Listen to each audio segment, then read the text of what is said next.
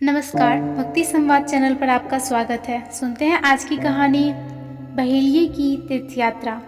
ब्रह्मगिरी पर्वत पर करुण नामक बहेलिया रहता था। शिकार करना तथा पक्षियों को पकड़ना उसकी जीविकोपार्जन के साधन थे। यह कार्य करते करते उसका स्वभाव भी अत्यंत क्रूर और पापयुक्त हो गया था।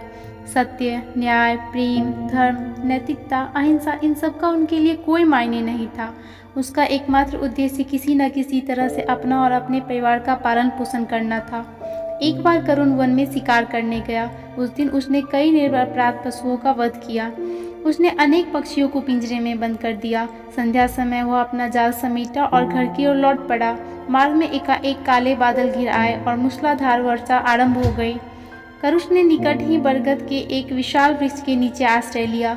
वर्षा में भीगने के कारण उसका शरीर ठंड से कांपने लगा था। उसने सुबह से कुछ नहीं खाया था, इसलिए भूख से उसका पेट ऐंठने लगा। उसने स्वयं को समेटा और वर्षा के रुकने तक प्रतीक्षा करने लगा। बरगद के उस वृक्ष पर कबूतर कबूतरी का एक जोड़ा रहता था।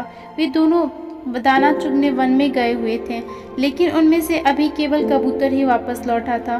कबूतरी का कहीं पता नहीं था। ऐसी स्थिति में दुखी होकर कबूतर विलाप करने लगा। करुष ने जो पक्षी पकड़े थे उनमें वह कबूतरी भी थी। करुष ने उसे अलग से एक पिंजरे में बंद किया हुआ था। पति का विलाप सुनकर कबूतरी उसे पुकारने लगी। कपूत शीघ्रता से पिंजरे के पास आया और उसे निकालने का प्रयास करने लगा। तब कबूतरी बोली, हे खगश्रेष्ठ, आप व्यर्थ ही मुझे छुड़ाने का प्रयास कर रहे हैं। विधि के विधान के अनुसार हमारे बिछड़ने का समय आ गया है। बस इससे भी अधिक महत्वपूर्ण कार्य है। हे पक्षीराज, शास्त्रों के अनुसार घर में आया अतिथि भगवान का रूप होता है। उसकी सेवा और सत्कार की तुलना साक्षात भगवान की पूजा उपासना से की जाती है। स्वामी, इस समय यह बहेलिया हमारा अतिथि है। ठंड और भूख ने इसे अधमरा कर दिया है। आप इसके लिए अग्नि और भोजन का प्रबंध कर अतिथि धर्म का पालन करें। कबूतरी की बात सुनकर कबूतर शीघ्रता से उड़कर गया और अपनी चोंच में जलती हुई एक लकड़ी लेकर आ गया। वहीं से सूखी लकड़ियां और पत्ते एकत्रित कर उस पर डालने लगा। देखते ही देखते एक अग्नि प्रज्वलित हो उठी।